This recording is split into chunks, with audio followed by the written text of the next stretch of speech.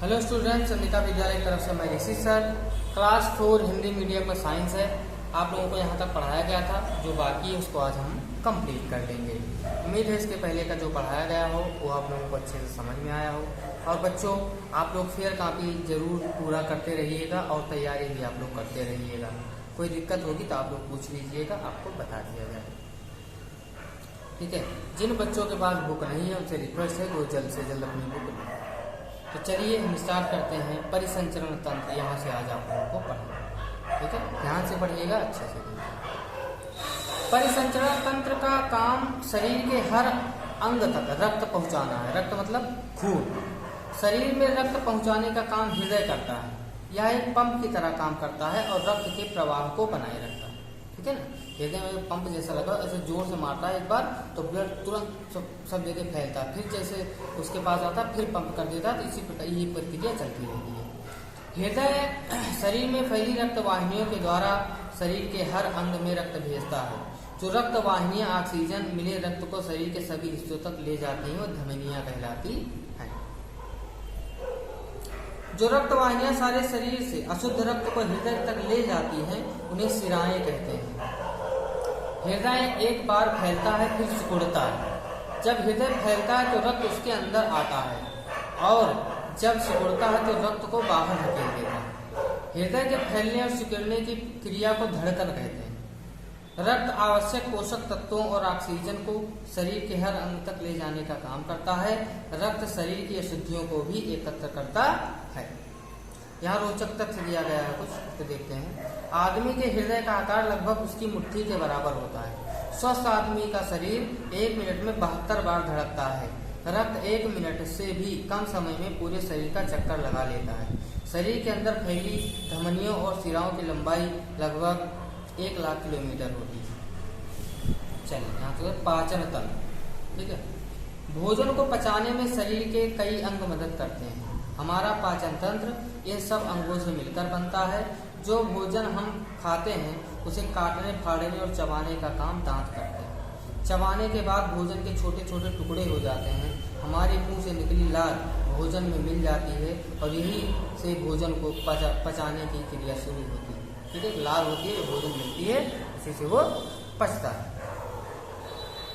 फिर आहार नली से होता हुआ भोजन आमाशय में पहुंचता है। यहाँ एक थैली फिर आहार नली से होता हुआ भोजन आमाशय में पहुंचता है। यह एक थैली जैसा अंग है। आमाशय में भोजन 5 से 7 घंटे तक रहता है। ठीक है, 5 से 7 घंटे तक। यहाँ भोजन में कुछ पाचक रस मिलते हैं। पित्ताशय और अग्नाशय से भी कुछ रस भोजन में मिलते हैं, वे भोजन को पचाते हैं। आमाशय से भोजन छोटी आंत में पहुंचता है। छोटी आंत में लगातार आंतरिक गति होती रहती है, जिसमें भोजन पिसता हुआ आगे बढ़ता, मतलब भोजन पिसता रहता है।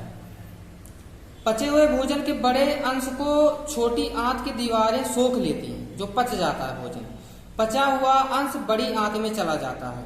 ठीक है, जो पचा भोजन जो उसका रस होता है छोटी आंत सोख लेती है और जो उसमें बचा रहता है वो बड़ी आंत में चला जाता है। बड़ी आंत इसमें से पानी को सोख लेती है। शेष पदार्थ मल के रूप में से बाहर निकल जाता है, मतलब जो गंदगी थी पेशाब के द्वारा। इस पूरी क्रिया को पाचन कहते हैं। ठीक है, हमें भोजन को अच्छी तरह चबाना चाहिए, इससे भोजन जल्दी पचता है। पचा हुआ भोजन रक्त के द्वारा पूरे शरीर में पहुंचता है। उसके बाद है उत्सर्जन तंत्र। हमारे शरीर में होने वाली सभी क्रियाओं में कुछ दूषित पदार्थ हैं। उन दूषित पदार्थों को बाहर निकालने का काम जो तंत्र करता है उसे उत्सर्जन तंत्र कहते हैं। शरीर के दूषित पदार्थों को छानने का काम गुर्दे करते हैं। वह दूषित पदार्थ को मूत्र के रूप में बाहर निकाल देते हैं। कुछ दूषित पदार्थों को हमारी त्वचा पसीने के रूप में बाहर निकाल दे, मतलब जो पसीना निकलता है ये भी एक प्रकार की गंदगी ही होती है। हमें खूब पानी पीना चाहिए। ठीक है ना, पानी आप लोग खूब पिया करो, इससे हमारे गुर्दे अच्छी तरह काम करते हैं और हमें पसीना खुलकर आता है। ठीक है, मतलब अगर आपके शरीर से पसीना निकल रहा है तो मतलब आप स्वस्थ हैं। रोचक तथ्य, पसीना हमारे शरीर को ठंडा रखता है। ठीक है, तंत्रिका तंत्र। तंत्रिका तंत्र मस्तिष्क, मेरुरज्ज और तंत्रिकाओं से मिलकर बनता है। शरीर के संवेदी अंगों से प्राप्त संदेशों को तंत्रिकाएं मस्तिष्क तक ले जाती हैं और मस्तिष्क के आदेशों को शरीर के विभिन्न अंगों तक ले जाती हैं।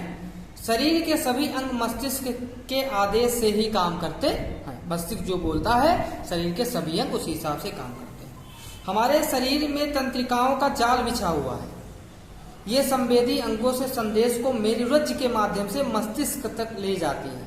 ठीक है, मेरुरज्ज ये होता है, ये जो हड्डी जैसा यहाँ तक है। मस्तिष्क शरीर के सभी अंगों के कामों पर नियंत्रण रखता है। मतलब मस्तिष्क जो बोलता है वही हम लोग करते हैं। ठीक है, मस्तिष्क हमारे शरीर का सबसे महत्वपूर्ण अंग है। जब भी हम कोई नई बात सीखते हैं तो वह हमारे मस्तिष्क में संचित हो जाती है, मतलब इकट्ठा हो जाता है, मतलब जान जाता है ये अब ऐसे करना है। जब हम कोई बात बार बार करते हैं तो हमारी स्मृति बन जाती है, मतलब याद हो जाती है। प्रजनन तंत्र, सभी सजीव वस्तुएं अपनी तरह के बच्चों को जन्म देती हैं। ठीक है, अपनी तरह प्रजनन तंत्र बच्चों को जन्म देकर प्रजनन में मदद करता है। मतलब इस हिसाब से वो उनका वंशानुक्रम जो प्रक्रम है वो चलता है। ठीक है, तो ये आप लोगों का 5वां लेसन समाप्त होता है। अब ये भर के आप लोगों के व्हाट्सएप पे इसको भेज दिया जाएगा। आप लोग इसकी फेयर कॉपी कंप्लीट कर लीजिएगा। बाकी इसके आगे का हम आप लोगों को नेक्स्ट वीडियो बता देंगे।